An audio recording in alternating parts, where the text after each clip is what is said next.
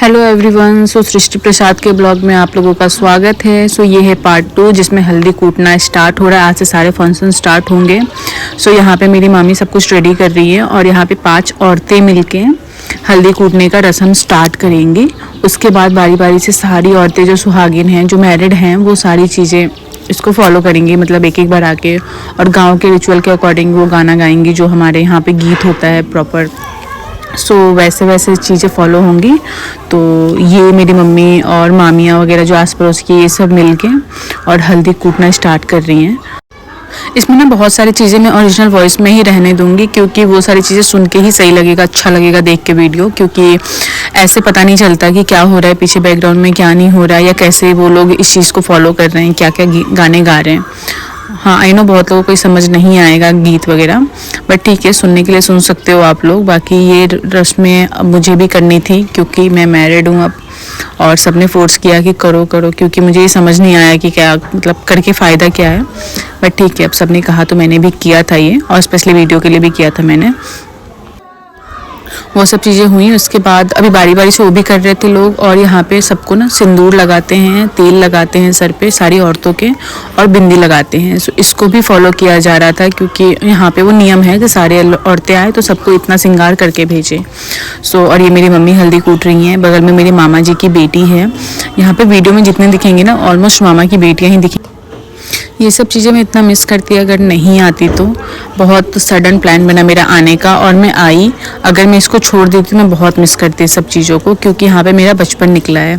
और बाकी ये मेरी मामियों के साथ मम्मी मस्ती कर रही हैं, क्योंकि वो ननद भाभी का चलता रहता है। ये सब चल रहा है। और फिर हम गए हमारे बचपन की मेमोरीज को जीने, मतलब जहाँ पे बचपन निकाला है हमने। होता है ना कि सर कोई उठ के कहाँ जाना है, वेकेशन पे कहाँ जाना है। हम आते थे दादी और नानी के घर पे, तो दादी के घर पे तो कम है, नानी के घर पे ज़्यादा है, क्योंकि यहाँ पे बच्चे बहुत सारे थे। हम आते तो काफ़ी टाइम निकलता था हमारा, पूरे दिन हम इधर उधर बैठे रहते थे।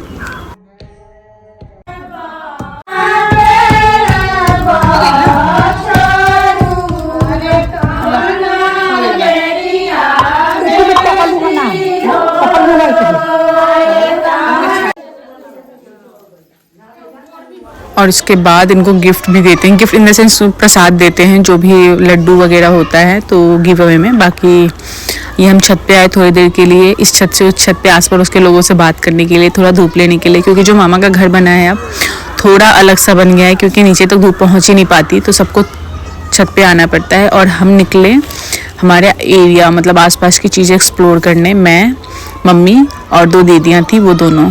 तो पूरा बचपन यहाँ पे निकला है, मतलब हम कहीं भी, मैं पूरे दिन इधर ही मिलती थी। यहाँ पे पहले बहुत चीज़ें अलग थी, अब तो बहुत चीज़ें चेंज हो गई है। पेड़ पे लटकना, इधर आम के पेड़ थे, जामुन के पेड़ थे, वो सब चीज़ें तोड़ के खाना, और पूरे पूरे दिन तक घर नहीं जाना। मतलब सब ढूंढ रहे हैं, जब तक ना आए वो लोग घर से निकल के, तब तक हम नहीं जाते थे। और खेत देख सकते हो कितनी अच्छा दिख रहा है, पूरा हरा हरा सा दिख रहा है, सरसों के खेत दिख रहे हैं। रास्ता वही है, बट चीज़ें थोड़ी बहुत चेंज हो गई है। और मेरी छोटी मौसी जो गोवा रहती हैं, वो नहीं आ पाई हैं, तो वो बहुत मिस कर रही हैं। तो पूरे टाइम वो कॉल पे थी, जितने देर तक हम बाहर घूम रहे थे। दिन बचल ही नहीं खेलो एलो। चेंज इन द सेंस यही हुआ है कि यहाँ पे ना मुर्गी फार्म गांव में बहुत ज़्यादा खुलते हैं, और स्पेशली मेरे मामा के गांव में बहुत 4-5 खुल चुके हैं। तो यहाँ से ना गंदगी भी थोड़ी ज़्यादा होती है, और जगह भी, जो हमारे खेलने के स्पेस थे, लोगों का खेत था, वो सब कवर हो गया है।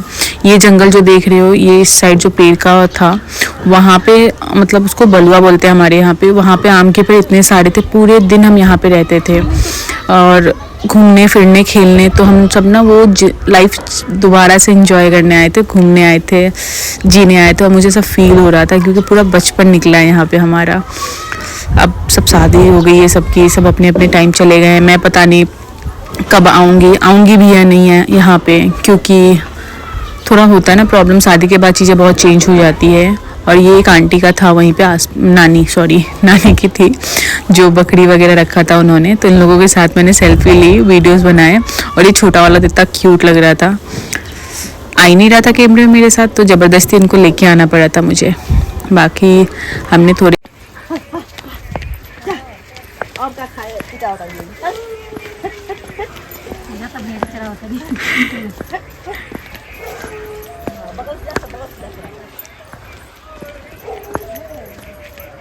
बाहर तो बहुत ठंडी हवा चल रही थी। सो आके सबसे पहले हम सब आग के सामने बैठे पूरा ग्रुप लगा के, और मीटिंग चल रही थी। आई डोंट नो क्या चल रही थी, कोई भी टॉपिक चल रहा था बट चल रही थी मीटिंग।